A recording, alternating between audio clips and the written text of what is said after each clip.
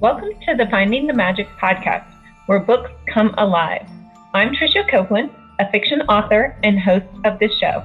If you love books, finding great reads, and hearing about the story behind the story directly from the authors, this is the place for you.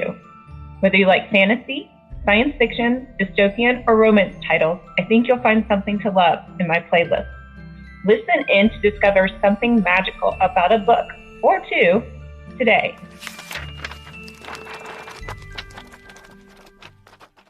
Welcome, Caramel. Hi, how are you? I'm great. How are you?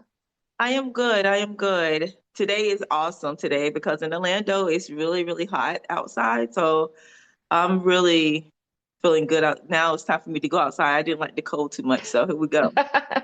Well, you're making me really jealous because it's a high of 12 here. So that's not, Oh, sorry. I'm so sorry. it's okay. Today we have Caramel Lucas. I have been on her podcast, so I'm super excited to have you on my podcast. We have a couple things to talk about. You have a book, In Love with the Other Man, which I love the premise of, so I can't wait to dive in. And then you have a new podcast. So jump in and tell us about the book first. Well, regarding the book, I wrote the book in 2013. Um, that's when I wrote the book, but I really didn't want to bring it out until 2017. And I don't know why, maybe because I was kind of scared because sometimes when you write things and you don't know if how people are going to accept it. And I'm big on rejection. So I'm like, oh my God, they're gonna say no. But as you grow, like people's not gonna like everything that you write. So I decided to go ahead and release it. But the book is mainly about four best friends. Each one of them have a different personality, of course. So we have Keisha, who's like a real estate agent. She's like the hot and mighty. She says whatever she wants to say. She's a boss. We also have Denise. Denise is the homemaker. She wants everybody to be like, peace. Hey, we love each other, however. And then we have Tanya. Tanya is the youngest of the group, and she has a 5-year-old. And she is more ratchet than all the other ones. She do whatever it is because she is the youngest. She's like 25, so she's out there doing whatever it is possible. And then we have Liz. Liz is a mom with three. She has a husband, but she's living mentally in a relationship that she shouldn't be in, but she's trying to keep it there for the kids. You know, the reason why I wrote this is because I have seen so many things growing up in my life, and I have seen so many relationships, and so I decided to break them down in different scenarios, how each one of them is going to pursue life, basically, Yeah, I you know. love that. And how are they connected? Like, how do they know each other? So when it came down to it, it was Denise and Keisha was really, really good friends, right?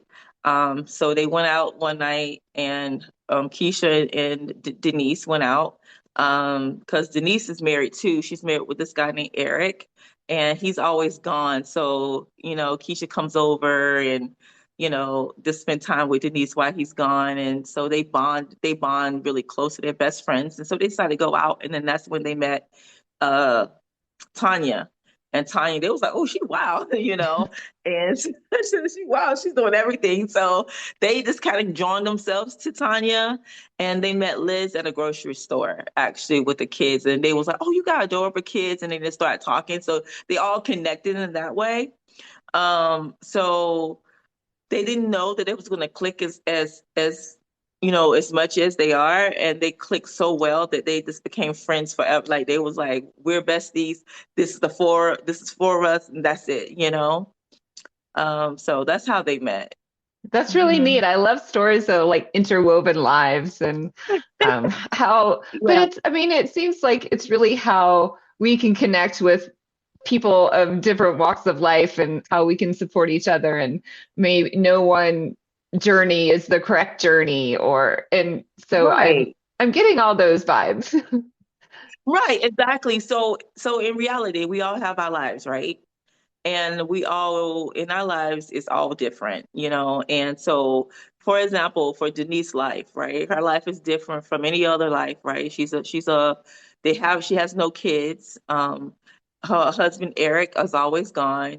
But she want kids, but it's hard for her to have kids. So I feel like people can relate to that, because the ones that do want kids, and I put it in a scenario of what she did down the line, to have kids, but how he accepted that I love my wife no matter what. If she don't have kids, she's no lesser than any other woman that has kids, you know. And so it was a scenario of how this man loved this woman so much that he would do anything for her, regardless of the fact of her wanting kids or not. He loved her regardless. So that was a big one for me, because I think a lot of women, they think that, sometimes I feel like they think that they're lesser than a woman because they can't produce. And that's not the case. The case is that you will find someone that will love you for who you are. And you don't have to be, you don't have to have kids for someone to love you. It's okay. And, I know, it was a scenario, this girl, she was like telling me that she can't have kids. And then the guy left her and said, well, I need a real Oh. woman that can have kids. You know what I'm saying? Like, and then that's not good, because it shows you what type of man that is. So that's why I wrote Denise, because I want other women to see that it's okay. You're going to find a man that's going to love you for who you are, right? The reason why I wrote Keisha is because Keisha is a boss. Hello. Okay. She's a boss lady, right? She's a real estate agent. She's a top near, like she's up there in the world. Lived by herself. She's been heartbroken before, and she would not talk to another guy ever until she drilled him down from 81, right? But with Keisha, it's a lot of women that's by themselves, and they feel like they need a man, but in reality, you don't need a man. Sometimes you might want that companionship, right? But sometimes it's okay to be alone, to have that mental, you don't have to worry about extra, you know what I mean? So that's why I wrote Keisha, to say that you can be a boss and still do your thing. And but she met this guy named Robert, so she was like, "Ooh," So he was like, she fell over heels for him, but it's just the way he treated her with respect, and showed her that you can be alone, but it's okay to be loved. And so that's what Robert did for her. So it was like women can relate to that as well, because women out here just like that, right? So, and then it's Liz. Liz is married to the guy named Frank. She have 3 kids, and Frank is a player. And the thing with that, their marriage was great. The 3 kids, their son Xavier, he's older, and then she has 2 little girls, Denisha and Moesha. And so Xavier will start seeing the things that his dad was doing to his mom. And he started like rebelling against his dad, because he feels like he should respect his mom, basically. And it's a lot of kids that see stuff like that, right? And so one day he told his Mom, we don't need dad.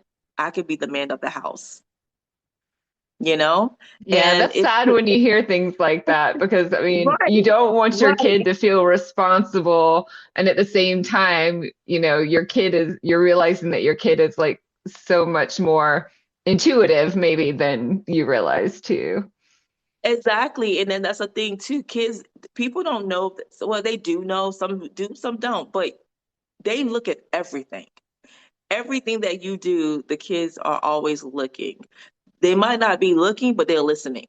And so whatever you do, you have to be mindful of what you do around your kids, because they can pick it up at any time, right? So that's how Xavier was picking it up, because he kept hearing his mom cry. Aw. And that's when he said no more, no more. But Frank would never stop doing what he does, because that's him. He just want to be out there in the world, you know, until something happens. Woo, woo, woo, woo, woo, woo. I would say this part, but until Liz met a younger man. That's all I'm gonna Oh, say. Okay. that's some juicy stuff there. Exactly. She met another man, a younger man. She was out with the girls, and it went off from there. Hello, you know. And Plot then twist. and then Tanya, wild, do anything with everybody, anybody. She has a 5-year-old daughter, and she leaves her daughter with her mom, and we call her mom Mama B.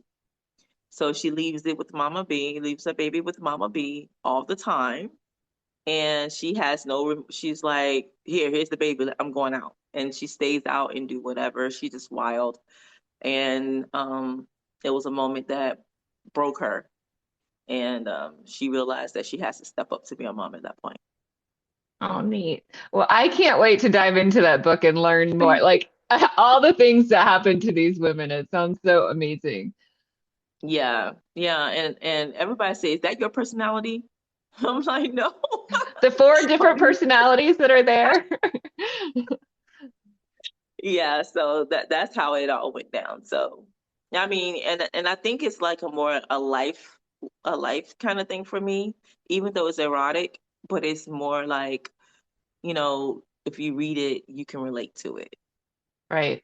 And at least you'll be able Mhm. to relate to one character, or even like a situation Right, of one of the characters. right, right. And then that's what I want. I want people to read and say, hey, I can relate to this character. I've been through this, you know what I mean? Or I know a friend that been through this before. And you know what I mean? So that's what I wanted. I wanted people to relate to it more than anything. I love Mhm. that. I love the premise of that. So that's super good.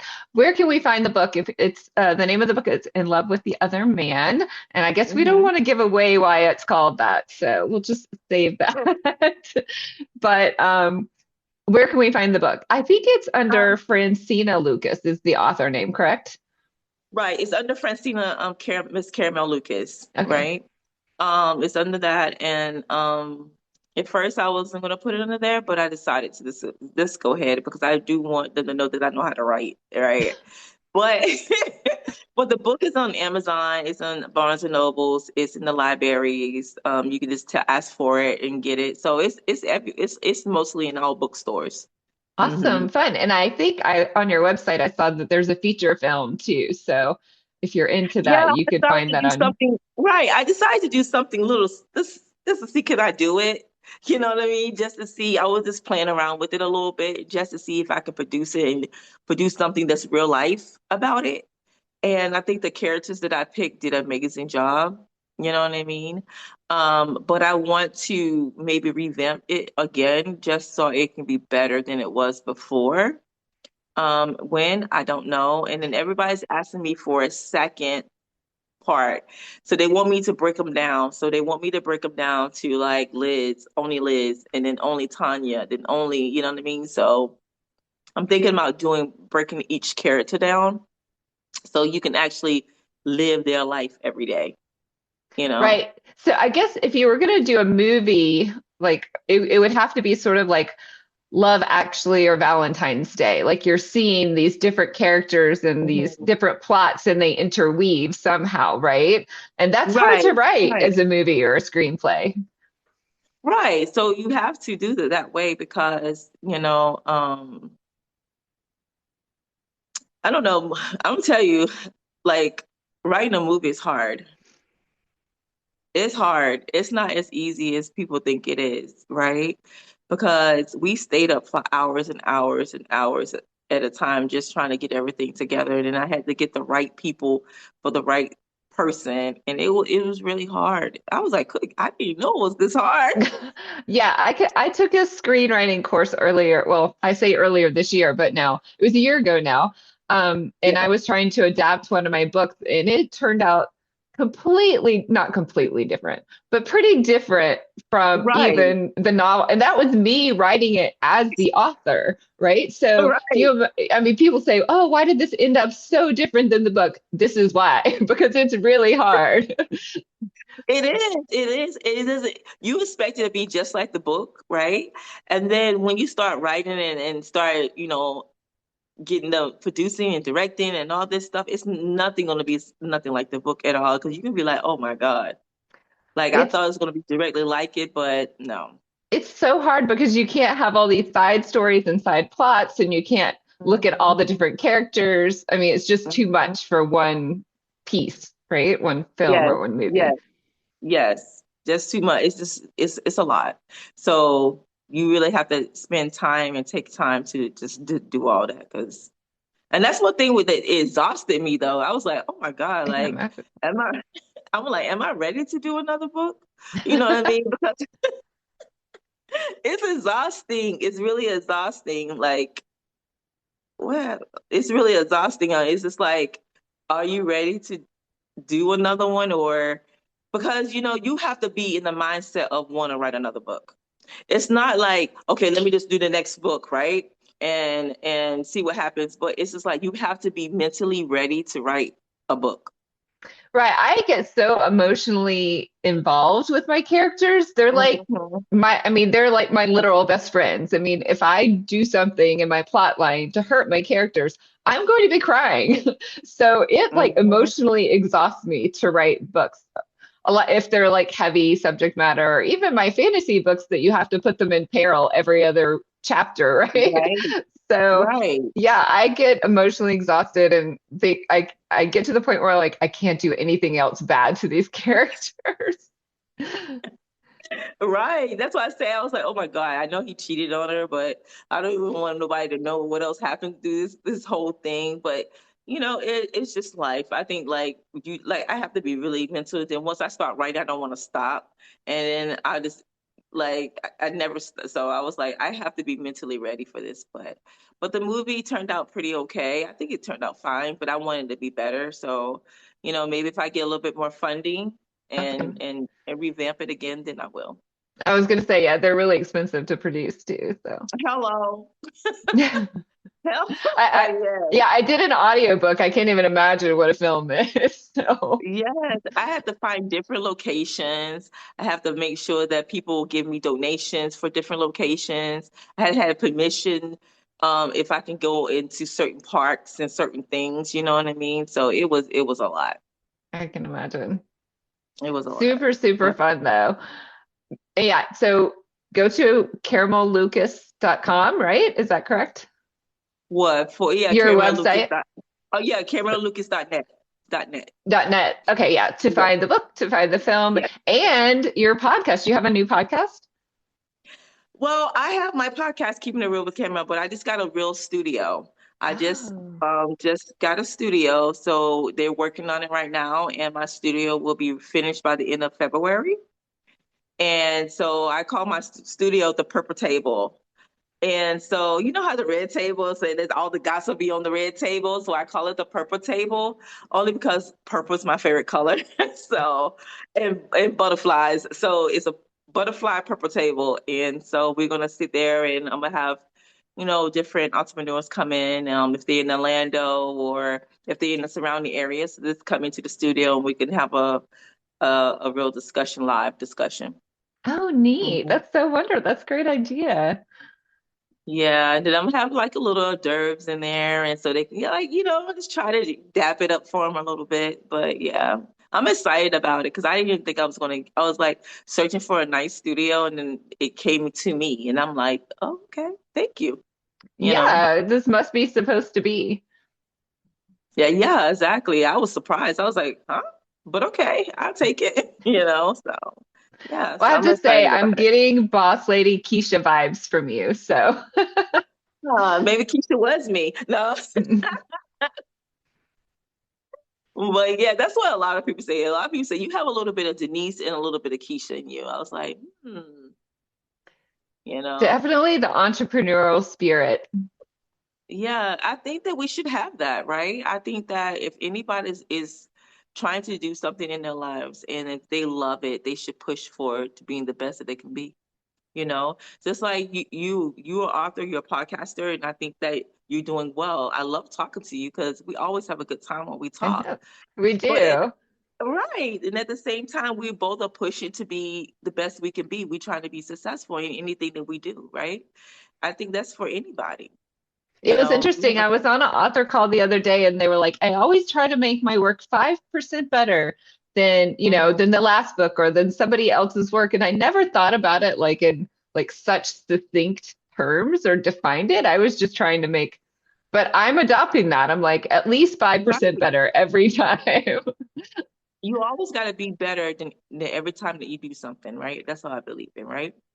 And you put your Definitely. 100% in, 110% in whatever you do, because you never know who's watching you. You never know who's like, I like her. I like the way she worked. You never know. And so that's why you put everything into what you got going on. Yeah, and that's Yeah. been my experience when you've had me on your podcast. I'm like, I love this woman. And I love you too, boo. Yeah, I want more. I want more. So, and it's great that you are supporting your local entrepreneurs and business people. Yeah, you know what? Yeah, the only reason why I do it is because there's a lot of great people here in Orlando, and they're doing a lot of things, but it's not being seen as much. And I think that this is a time for them to see what Orlando can offer. It's so much talent here, like in Orlando, Florida, period. It's a lot of talent, and everybody's focused on the celebrity talents. And it's so many local talents here and entrepreneurs that, to me, they could be better than the celebrities, because they have so much talent, but they're not having that opportunity for people to see what they can offer. Right. I guess, yeah, if you think about it, there's so much noise about the Disney parks and everything else about Florida, right? Like all those Mhm. small entrepreneurs can get lost in that noise. Right. You get lost in that because everybody's coming out for what? Disney. They're coming out to see Epic. They're doing all this other stuff, but they're like, so what about the entrepreneurs that's out there doing something? And they need a chance. I believe they need a chance, even though, nobody is seeing them, but they need to be seen. I think they need to be seen, Right. you know? I love Florida. My grandparents, well, my mom grew up in St. Pete, and I spent like almost every summer down in St. Pete at the beach, and we would go to Orlando all the time. But my uncle owned a pharmacy, and just pharmacist owning like Yeah.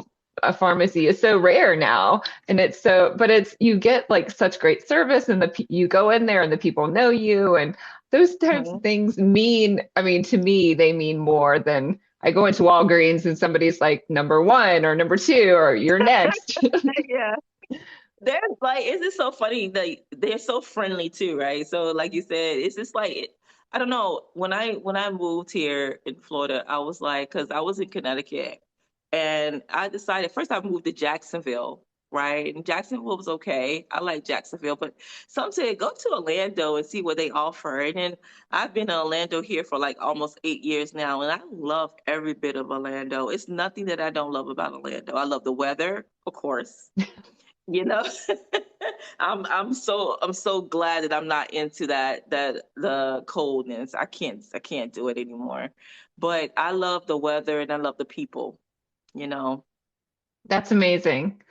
I'm so Yeah. excited to have you here, and I hope you'll come back next time you have a new book, new film, new podcast. Tell Yes. everyone where we can find you and your books. Awesome. So you can find me on Instagram. It's at Miss Caramel Lucas. TikTok is Caramel Lucas. Let me spell it for you because some people spell it wrong. So it's Caramel Lucas, Lucas. You can find my book on any book platform. You can find my podcast on any digital platform as well, but soon be live. And you can also go to my website, it's caramellucas.net. And yeah, just follow me. Just Google me. That's how you say it. Just Google me. No. Definitely. Well, thank you for bringing the inspiration and I guess, connection too. So that's what I Yes, feel from you. yes. Thank you for having me. Like I said, every time I talk to you, you have been amazing, and I love talking to you. You just like my bestie from a long distance. Yeah, Hello. same, same. I love it. Well, thank you, and I'll see you next time. All right. Thank you. Bye. Bye. I hope you enjoyed this episode of the Finding the Magic podcast. I'm your host, author and podcaster Tricia Copeland, and I love getting behind the scenes. If you like the podcast, make sure to subscribe and stop in each week to discover new authors and books. Thanks for listening, and until next time, keep finding the magic.